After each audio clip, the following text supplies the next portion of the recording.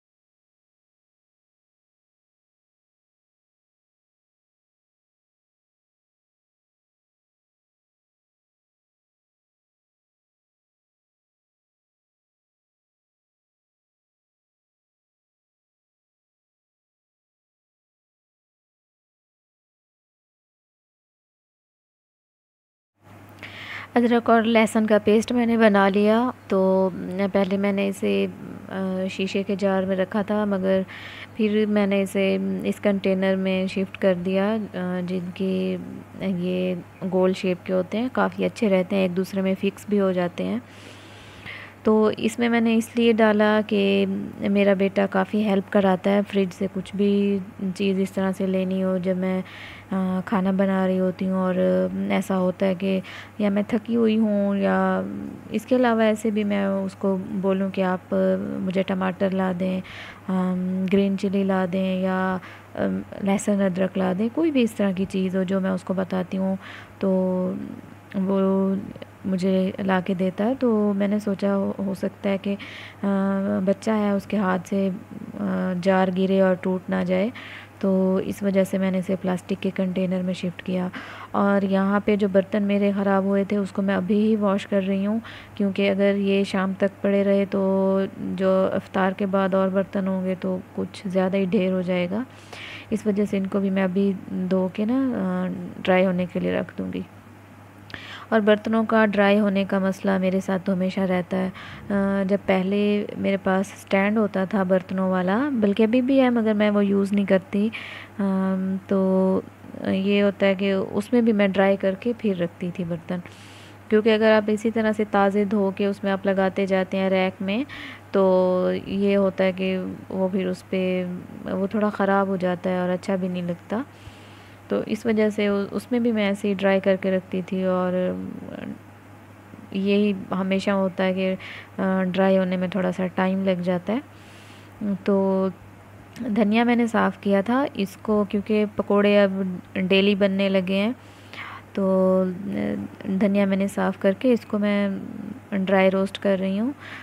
थोड़ा सा colour change होगा और अच्छी सी खुशबू भी आने लगती है, तो इसको मैं फिर दरदरा सा करके रख लूँगी, और फिर जैसे ही पकोड़े बनाया करूँगी तो उसमें यूज़ कर लूँगी, तो ये अच्छा रह जाता है। इसकी खुशबू बहुत मज़े की होती है। और काफ़ी चीज़ें ऐसी हैं जिसमें साबित धनिया मुझे बहुत पसंद है। और अभी मैं आपको बताना भूल गई, आज मैंने सालन बनाया है तुरई का। तो जैसे कि सबको ही आता होगा बनाना, हर किसी का अपना स्टाइल होता है पकाने का। तो जब भी मैं तुरई बनाती हूँ, शुरू से यही है, मेरी अम्मी ऐसा करती थी कि थोड़ा सा साबित धनिया डालती थी, तो मैं भी डालती हूँ। और ये उस टाइम पे डालते हैं कि जब तुरई पानी छोड़ता है अपना, उसके बाद हम हरी मिर्चें डालते हैं कि उसका अच्छा सा टेस्ट आ जाए। तो उसके बाद उसमें आप थोड़ा सा डालें साबित धनिया, सूखा धनिया, उसका बहुत अच्छा टेस्ट आता है। और यहाँ पे अब मैं पकोड़े बना रही हूँ। बेसन मैंने पहले से ही छान के और ये डब्बा भर के रखा हुआ है, ताकि इसमें से मैं इजीली यूज़ कर सकूँ। और वही अब आलू आज भी मैंने नहीं डाले पकोड़ों में, मगर ये है कि प्याज डालूँगी, और प्याज भी ज़रा थोड़ा डालूँगी, तो अच्छा लगता है थोड़ा सा चेंज करके। वैसे I am not expert in cooking, मगर ये है कि जितना आता है अल्हम्दुलिल्लाह घर वालों को पसंद आता है, तो इससे बढ़ के और कोई खुशी की बात नहीं होती। बाकी आप जितना लोगों के बारे में सोचें कि आप उनको खुश कर लेंगे, या इस तरह से करने से लोग खुश हो जाएंगे, ऐसा कभी भी नहीं होता। आप इससे अच्छा है कि कोशिश करें कि अल्लाह ताला आपसे राज़ी हो जाए। किसी के लिए बुग़्ज़ ना रखें, कीना ना रखें, अपने दिल को साफ़ रखें, क्योंकि एक लम्हा वो होता है कि जब आप बोलने के लिए बोल देते हैं, कुछ भी आपके मुंह में आता है, ज़बान पे आता है कि आप बोल देते हैं, मगर उसी लम्हे वो ही एक टाइम होता है कि जब आप अपने आप पे कंट्रोल रखें, तो नेक्स्ट आप शर्मिंदगी से बच जाते हैं। मेरा तो ये पर्सनल एक्सपीरियंस है कि कॉन्फिडेंस होना ये बात नहीं है कि आप जो भी बात हो उसी टाइम बोल दें। मेरे ख़्याल में कुछ बातें ऐसी होती हैं जो बाद में आपको तकलीफ़ देती हैं, इसलिए उस टाइम थोड़ा सा खामोश हो जाना बहुत अच्छा रहता है। बाकी मैं ये कहूँगी कि अल्लाह ताला आप सबको खुश रखे, और लाइफ में जो भी छोटी मोटी तंगी परेशानी चल रही है तो अल्लाह ताला उसको दूर करें। और आप सब लोग मेरे लिए भी दुआ किया करें कि अल्लाह ताला हम सबको भी खुश रखे। तो आमीन ज़रूर कहिएगा। और जिन लोगों को मेरी नसीहत तो नहीं है, मैं अपना पर्सनल एक थिंकिंग होती है, मैं वो आप लोगों से शेयर करती हूँ, या जो भी बात मेरे दिल में आती है, जहन में आती है, मैं आपसे फ़ौरन बोल देती हूँ। कुछ भी प्लान किया हुआ नहीं होता कि मैंने ये बोलना है, ये कहना है। और आप अगर शुरू के मेरे व्लॉग्स देखें तो उसमें मुझे शायद कुछ इस तरह से बोलना भी नहीं आता होगा, क्योंकि मेरे ख़्याल में आहिस्ता आहिस्ता ही आप सीखते हैं और उसके बाद यूज़ टू हो जाते हैं। और अब मैं क्योंकि वीडियोस अपलोड करती हूँ तो ये भी एक यूँ समझे कि एक फैमिली का हिस्सा है। जब एक दिन होता है कि छुट्टी हो जाती है या वीडियो नहीं अपलोड होती तो ज़रूर मेरे जहन में तो ज़रूर आता है कि आज नहीं हुई। बाकी इस फील्ड में मेरे ख़्याल में बहुत कम लोग ऐसे होते हैं जो शौक़ की वजह से आते होंगे कि अगर एक औरत ढंग से अपना घर देख ले, उसको संभाले, तो वही बहुत बड़ी बात होती है। इतना एक्स्ट्रा टाइम किसी के पास नहीं होता कि वो इस तरह से वीडियोस अपलोड करे और शूट करे, क्योंकि ये भी काफ़ी टफ़ रूटीन हो जाती है इससे, क्योंकि बार बार आप कैमरा उठाते हैं, उसके बाद आप ये है कि शूट करते हैं। फिर जो लोग इस फील्ड में हैं उनको पता होगा कि कितना टफ़ है। और मेरे साथ साथ और भी जो लेडीज़ हैं जो घर बैठ के कुछ करना चाहती हैं, अल्लाह ताला सबको कामयाब करे, आमीन। और यहाँ पे बस पकोड़े भी, बेसन तो रेडी हो गया, अब इसके बाद मैं फ्राई करूँगी इनको। और जो धनिया मैंने रोस्ट करके रखा था, इसको अब मैं थोड़ा सा दरदरा कर लूँगी, यानी कि इस तरह से। अगर आप हाथ से करना चाहें तो वो भी कर सकते हैं, मगर इस टाइम आपके पास बिल्कुल एनर्जी नहीं होती, क्योंकि मेरे पास तो नहीं होती, इस वजह से मैं कह रही हूँ। सबके साथ यही होता होगा। इफ़्तार के टाइम जब रोज़ा खुलने का टाइम होता है तो ऐसा ही होता है कि ना तो आपके पास इतनी ज़्यादा हिम्मत होती है और ना ताकत होती है कि आप इतने मेहनत वाले काम कर सके। तो ये मैंने थोड़ा सा ट्रिक आजमाया, तो ये मैंने कर लिया। और इसको ग्राइंडर में ग्राइंड नहीं करती, क्योंकि ये होता है कि उसमें फिर ज़्यादा पीस जाता है, क्योंकि ज़ाहिर है मशीन है तो स्पीड में चलती है, इस वजह से। और इसके बाद बाकी जो काम है वो भी मैं अपने कंप्लीट कर लूँगी। और मैंने ज़ीरा भी फ्राई करना था, इंशाल्लाह वो कल करूँगी, क्योंकि जब आप दही बड़े बनाते हैं तो उसमें भुना हुआ ज़ीरा मैं ज़रूर डालती हूँ, मगर आजकल नहीं डाल रही, कि यानी कि इन 2-3 दिनों में नहीं डाला, क्योंकि भुना हुआ ज़ीरा था ही नहीं। तो इंशाल्लाह कल मैं उसको भी ड्राई रोस्ट करूँगी। तो यहाँ पे दही बड़े बना रही हूँ, जिसमें नमक डाला है, कुटी हुई लाल मिर्च डाली है, उसके बाद वही सिंपल सब कुछ डाला है कि टमाटर, प्याज, आलू और हरी मिर्च। इसके बाद मैंने आज ड्राई पुदीना भी डाला है, और अब एंड में डाल रही हूँ चाट मसाला। और मीठे में आज मैंने बनाया है सेवइयाँ, जो कि कलर वाली सेवइयाँ होती हैं, वो बनाई हैं, क्योंकि बच्चों को भी पसंद हैं और थोड़ा सा चेंज भी हो जाता है, तो इस वजह से। और यहाँ पे मैं चटनी बना रही हूँ, सूखा धनिया डाला है, चाट मसाला डाला है और थोड़ी सी काली मिर्च, इनको मिक्स करके। और नमक तो ऑब्वियसली ज़रूर जाता है, तो इनको मिक्स करूँगी पकोड़ों के साथ, ये हो जाएंगे। और आज पकोड़े बहुत मज़े के बने, सॉफ्ट बने, मेरे हस्बैंड को बहुत पसंद आए।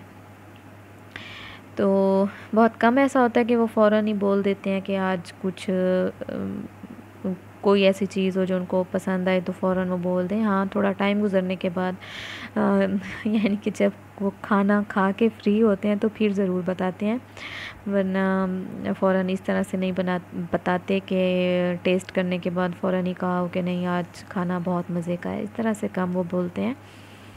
तो यहाँ पे मैं अब पकोड़े फ्राई कर रही हूँ।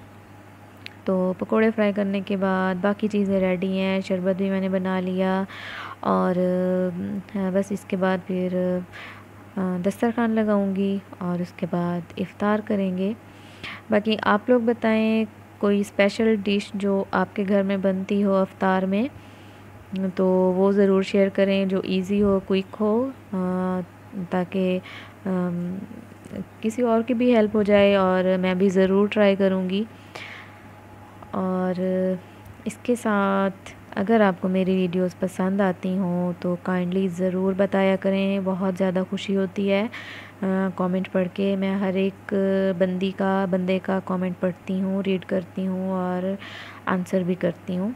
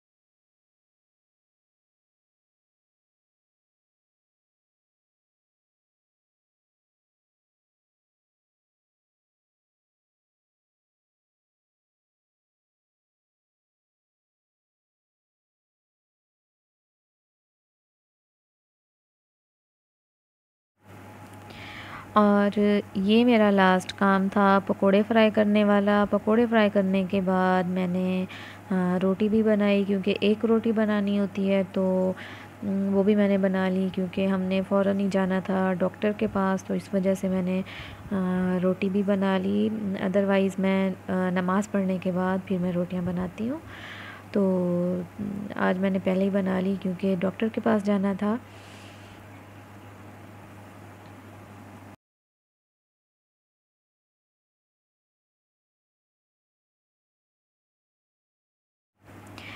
अच्छा, तो ये है कि वीडियो में अब मैं म्यूज़िक इसलिए नहीं लगा रही क्योंकि आगे पीछे तो ज़ाहिर है इंसान है, इंसान ख़ता का पुतला है, कुछ इस तरह से बंदा केयर नहीं करता। ज़ाहिर है हम टीवी भी देख लेते हैं, सॉन्ग भी सुन लेते हैं, सब कुछ, मगर अब मैं म्यूज़िक इस वजह से नहीं लगा रही कि सबका रोज़ा होता है और ज़ाहिर है ये गुनाह है, तो इस वजह से म्यूज़िक छोड़ा हुआ है। हाँ, मुझे कुछ इस तरह से मिल गया कि जो रमज़ान के हवाले से म्यूज़िक होता है तो वो मैं ज़रूर ऐड करूँगी। और दस्तरखान मैंने लगा दिया, ये हमारी सिंपल सी इफ्तारी। इसके बाद सेवइयाँ मैं आपको दिखाना भूल गई क्योंकि वो फ्रिज में रखी थी। आप लोग अपना बहुत सारा ख्याल रखिएगा। अल्लाह ताला आप सबको अपनी हिफ्ज़ व अमान में रखे और इस मुबारक महीने में बहुत सारी खुशियाँ दे। अपना ख्याल रखें। Take care. अल्लाह हाफिज़। Bye bye.